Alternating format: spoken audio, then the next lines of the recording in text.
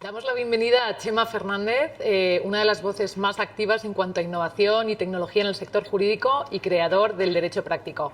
Txema, muchísimas gracias por estar aquí. Vamos a hablar un poco de tecnología e innovación. Un placer.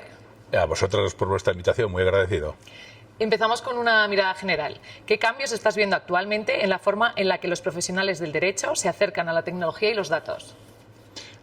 Mira, si te refieres a mi visión de un poquito de los cambios que se han producido, te diré que, aunque no lo parezca, yo tengo una edad. Y entonces he vivido, por ejemplo, cuando los juristas consultaban jurisprudencia, formularios, legislación en papel, hojas intercambiables, etcétera. Viví el paso al offline, luego al online, luego a Internet. Entonces el esquema entonces era muy parecido realmente, ¿no?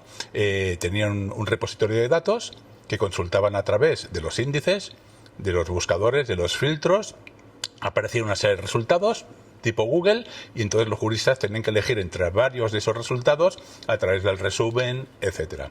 La verdad es que ahora con la IA generativa ese paradigma ha cambiado. Ahora la experiencia del jurista con la herramienta y con ese repositorio de datos es totalmente diferente porque se produce una interacción, una comunicación casi de diálogo, pregunta, repregunta y los famosos prompts, ¿no? Entonces mi visión es que esto, no voy a repetir la manida frase que ha venido para quedarse, no, porque es evidente, pero es un cambio de paradigma absoluto en la forma de trabajar de los juristas. Estás en una posición privilegiada para observar el panorama LegalTech. ¿Qué tecnologías o plataformas crees que están aportando valor y cuáles crees que son humo? Yo no identificaría ninguna en concreto, porque todas tienen su valor. Cualquier área de LegalTech, con IA o sin IA, aportan lo que aportan. Lo que sí que es aconsejable que el profesional que decida contratar una tecnología LegalTech lo haga con sentido común, o sea, que realmente tenga un propósito, que no lo haga por el hype de la IA en este caso o porque el despacho de al lado lo haya contratado, ¿no? Sino que lo haga con un sentido bien asesorado, eligiendo entre todo el gran elenco que hay de herramientas para evitar de este modo la frustración que a veces está muy presente en cierto tipo de decisiones que no son racionales. Y a colación con lo que estás diciendo, ¿qué tipo de innovación están pidiendo realmente los despachos? En cuanto a innovación, yo cuando hablo de innovación, claro, es importante aterrizarlo, porque a veces es un concepto como muy etéreo, ¿no?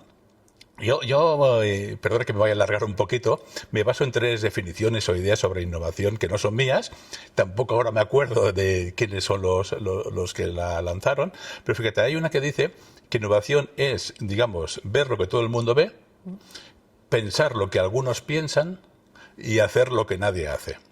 Pero antes es ver lo que todo el mundo ve, es algo concreto, ¿no? Luego hay otra que dice que innovación legal es hacer todos los días cosas que te asusten. O sea, es un poquito salir de la zona de confort. Y la tercera, como más pragmática, sería que es hacer cositas día a día, aunque sean muy pequeñas, mínimas, y cuando han pasado 6, 12 meses, echar la vista atrás, ver tu departamento, tu área y decir, ostras, esto sí que ha cambiado sin darnos cuenta apenas, ¿no? Entonces, poner el foco en algo que responda a las necesidades, ese es el propósito de la innovación. Y los clientes, cuando lo comunicas bien y perciben, desde luego lo agradecen. Vale, ¿y qué piensas? Porque a menudo hay una brecha entre lo que la tecnología puede hacer y lo que los equipos legales están preparados para adoptar. ¿Dónde ves los principales puntos de fricción? Bueno, hay realmente una resistencia, si te refieres a eso, un poquito en la adopción en las organizaciones. Quiero decir, la gente, por ejemplo, se muestra un poquito insegura entre esos cambios. No hay al menos hasta ahora, un gran desarrollo de competencias digitales. Muchos profesionales digamos, desconfían o son muy escépticos ante los resultados que ofrece la IA. Pero bueno, esto solo se arregla con 2 factores. Uno es la formación, desde luego, y la formación sí que es poner el foco en la persona, el desarrollo de competencias digitales, y luego en el liderazgo de esa organización. ¿Qué procesos dentro de despachos o departamentos jurídicos siguen necesitando automatización y por qué crees que no se ha hecho aún? Realmente el tema de la automatización hay que verlo con cierta, no digo reservas, pero con cierta exhaustividad, ¿no? Con cierto criterio. A ver, todo lo que sea automatizable se automatizará. Es una obviedad, pero será así, con inteligencia artificial o sin IA, ¿no? Eso no tiene eso lo cortamos aquí un poquito, ¿no? Eso es un camino que no tiene vuelta atrás. Entonces, lo que tiene que hacer el profesional es adaptarse, pero lo que es importante, creo yo, es mapear esos procesos que realmente sean automatizables, ¿eh? Y además de una forma sencilla. Lo que es complejo es difícil de automatizar. Por ejemplo, un contrato pues muy exhaustivo de 20 páginas.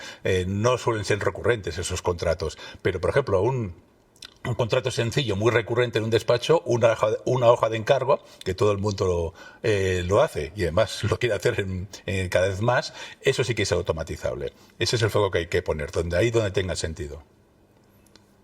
Desde tu experiencia, ¿qué tipo de mentalidad o capacidad será clave para los profesionales jurídicos en los próximos 5 años? Bueno, la mentalidad, por ejemplo, de estar abierto al aprendizaje de forma continua. Vivimos en un mundo digital y esto tampoco tiene vuelta atrás. Entonces, aunque el abogado, el jurista, tiene que tener una excelencia técnica realmente a prueba de bomba, es necesario que se familiarice con todo lo digital, con todo lo que es tecnología. A ver, no tiene por qué aprender a programar, ¿no? Pero sí entender, por ejemplo, la lógica computacional que hay detrás, por ejemplo, de una captura de pantalla que quieras hacer servir como prueba, ¿no? Una captura de pantalla simple no puede servir como prueba. Tiene que ser algo de forma, un documento que sea inalterable, por ejemplo, ¿no? Bueno, entonces también el cambio de mentalidad debe ser que la tecnología no es una enemiga. Tiene que ser un complemento a nuestra actividad. Y entonces, ¿qué nos queda? Observar criterios éticos, temas de juicio crítico, pensamiento crítico, algo que al menos a día de hoy, ya veremos, la inteligencia artificial no nos va a superar. Si tuvieras que dar una recomendación clara a los equipos legales que quieren innovar, ¿cuál sería? Bueno, es un poquito lo hemos respondido antes en tema de la innovación, pero que no se corte ni un pelo. Quiero decir, es una manera de diferenciarse en el mercado. Es una manera de que el cliente se fidelice de que hay y que puedas captar más clientes. No dejen de hacer cosas diferentes. Además, sí que es cierto que a veces, no sé si os pasa a vosotros, hay una necesidad imperiosa de innovar. Hay como un estrés de hacer cosas nuevas. Bueno, vamos a tomarlo como algo divertido, ¿no? Como una casi afición, como una devoción más que una obligación. Si lo hacemos divertido, saldrán resultados, porque la creatividad, por ejemplo, es una de esas competencias, habilidades que no hemos mencionado antes, pero que también es importante y que a día de hoy la inteligencia artificial no puede estar a la altura del humano.